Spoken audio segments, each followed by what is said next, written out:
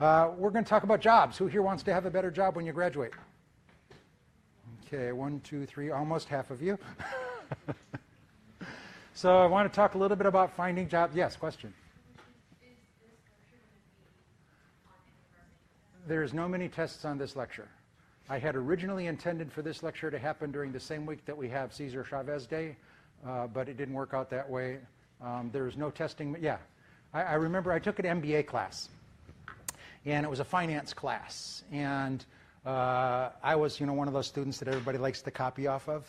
You probably all of you are that person. And so we finished the week early with the content, and so we went for the last class session, and the professor said, we finished what we wanted to cover in this semester. I have some other stuff that I think is interesting. This won't be on the test. And after class, somebody came up to me and said, "Can I get your notes?" And I said, "Yeah, the last thing I wrote was, this won't be on the test." So you don't have to pay attention unless you want to.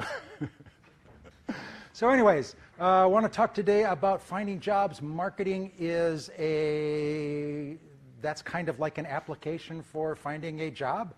You are the product. Product, price, promotion, distribution. You need to know what salaries are. You need to know how to communicate the value that you offer to an employer. You need to have channels of distribution, ways to reach the employer. And then once you have your job, making sure that people notice how amazing you are so that you get raises and promotions. That's marketing. Actually, that's sales and marketing. So what I want to talk a little bit about just what employers are looking for, then talk about some specific techniques for finding jobs. I've talked to a lot of people about finding jobs, and this is the job that some people seem to think is out there. Wanted, marketing graduate for a large corporation, must be willing to work hard, weekdays, starting salary $150,000, you get a bonus for perfect attendance, preference given to recent graduates, opportunity for promotion to executive vice president within 6 months. In exchange, we provide comfortable, safe working environment in downtown office building, membership and health club, company car, and generous housing allowance to qualified applicants. No need to apply and purchase, just text us and we'll take it from there.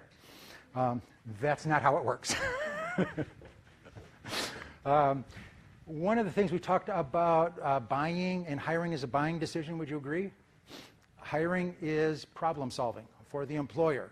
So the first thing you have to understand is that the employers are not looking, nobody wants to train you. Employers are looking for somebody who can be the solution to their problem.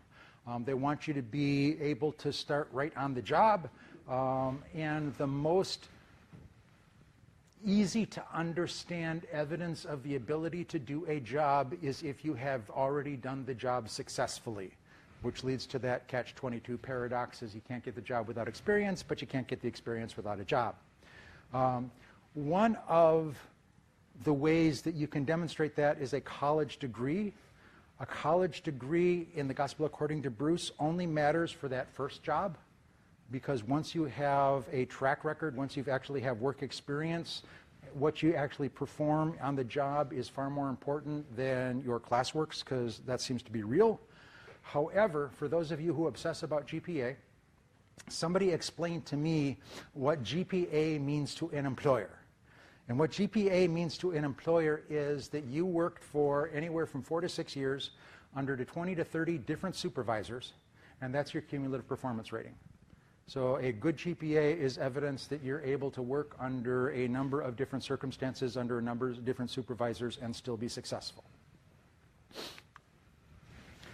There are 2 reasons that people find jobs. One is because the current employee is not working out, and the other because the business is growing too fast, we need help. Which is the best situation for you? Say again, the business is growing fast? Okay. It may be the easiest opportunity to get, but it's not the best opportunity. And let me explain to you why it's not the best opportunity. Think about this. If you're going into a job, the worst thing that you can do is take the position of somebody who has been amazingly successful and is retiring. Because the bar is up here and everything was perfect, everybody loved the person before, all you can do is mess up. You can't do anything better because they were doing it as good as possible. When somebody gets fired, that means that they were messing up, which means that the bar is set very low. If you can come in there and, people will be open to trying new things, people will be open to what you want to do, there's a real opportunity there to make an impression, as opposed to when I've got too much business for my business and I'm growing, then I'm looking for entry-level type people. I have, assigned tasks in mind. Whoa, there goes my presenter. That's 2 this semester. I get so excited about jobs because I don't have to look for one anymore. Okay.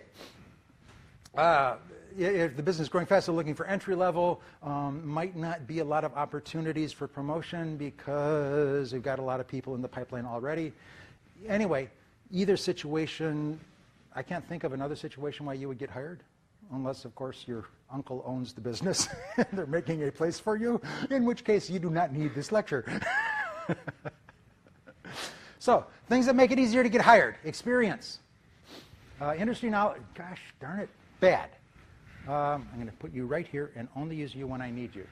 Experience, industry knowledge, connections, and the appropriate skill set. Which of those can you get while you're in college?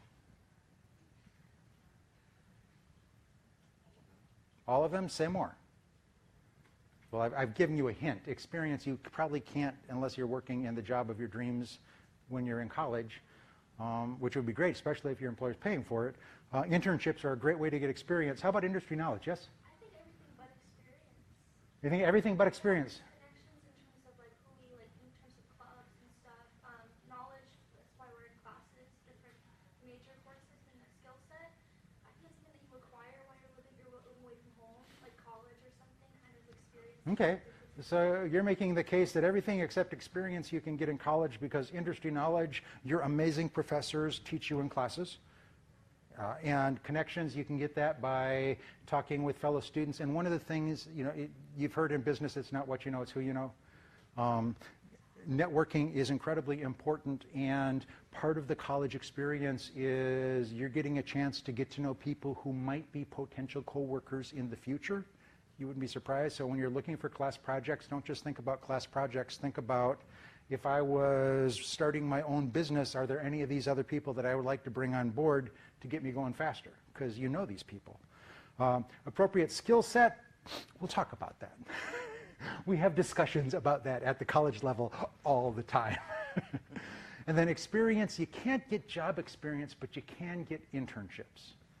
And internships are, for the book that I'm writing, I did a series of focus interviews with people who are actually working in marketing. And one of the things that came out in those interviews was internships. As a business major at State, you can take as a marketing major, I don't know about business majors, as a marketing major, you can take 2 internships for credit. That doesn't mean you have to limit yourself to 2 internships. But that means that you can take 2 of them as an elective, get college credit for it, and get work experience. An internship is kind of like an extended job interview. Okay, you need to look for, just when we're going to talk about job searching techniques, you need to use those same job searching techniques looking for an internship. Because if you sign up for the internship class and then you wait for somebody to assign you an internship based on what's left on the list after everybody's picked it over, as opposed to you, and we'll talk about some techniques, going out proactively, deciding what kind of a company you want to work for, finding some contacts in those companies and seeing if there's an internship opportunity. Internship opportunities are a lot easier to find than job opportunities because there's no commitment. But like I say, it's an extended job interview over the 6 weeks to 6 months, depending on the internship. You get a chance to see how the business works, whether or not you would like to be there, and they get a chance to see how you perform. And the ideal situation is to finish the internship and get a job offer, or to get a recommendation for a job once you've graduated. So the other thing, the skill set and industry knowledge, this is one of the things that I'm working on right now, and it is not San Francisco State University's responsibility to give you an education. San Francisco State University is giving you an opportunity to get an education, and what you get in your classwork, what you get in the classes is a starting point, but it's not everything. So when it comes to industry knowledge, What's to stop you from finding out what's going on in an industry that you like, getting to know who the players are, attending annual meetings, attending industry get-togethers, talking to people, you know? And when you do that, it's going to make your classwork so much better. I just tell you, as a professor, when somebody comes in with a class project and said, I went out and talked to this company, and based on conversation with their marketing director, this is what they said, that's like A stuff. As opposed to I Googled it and the first 3 responses were this, and I think this one's right, but I'm not sure. And again, connections, you can get those. There's lots of opportunities. And then the skill set, we'll talk about that like right now. So what is a skill set? I have a couple of sources. This is the National Association of Collegiate Employment Offices. I think is it NACE. And every year they do a survey of, not just for business, but just all college graduates, what skills employers are looking for, and these are the top 20. And you'll notice I have some of them in black ink and some of them in a not black ink. I'm not going to try to guess that color, other than to say that it's not black. It's maroon, reddish, orange, gray. And the way that I've highlighted those, and a lot of the conversation in employment circles today is the difference between hard skills and soft skills. Have you heard that one? So everything in black is the soft skills. And everything that's not black are what we would consider the hard skills. And what I've heard talking to employers is college is really good at developing the hard skills in the classroom. So you'll learn analytical, you'll learn strategic planning, you'll learn how to work a spreadsheet, you'll learn how to analyze an industry. And what they're also looking for is the soft skills. Again, in these conversations that I've had with industry professionals, just talking about one of the questions that I ask is, what advice would you give to a junior in college that they could do right now to help prepare for a career? And internships is one.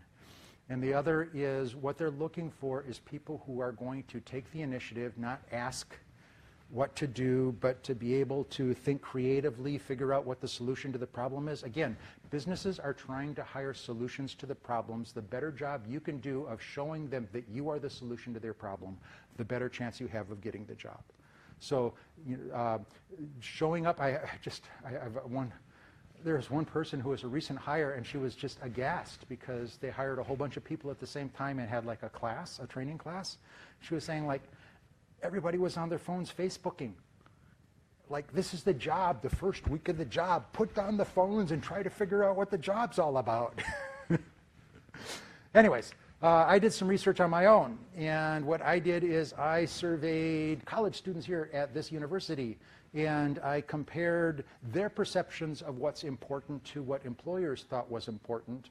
And this is what we found out. If you ask people to rank the top most important skills for a job candidate to have, employers would say communication, analytical, teamwork, technical, and strong work ethic.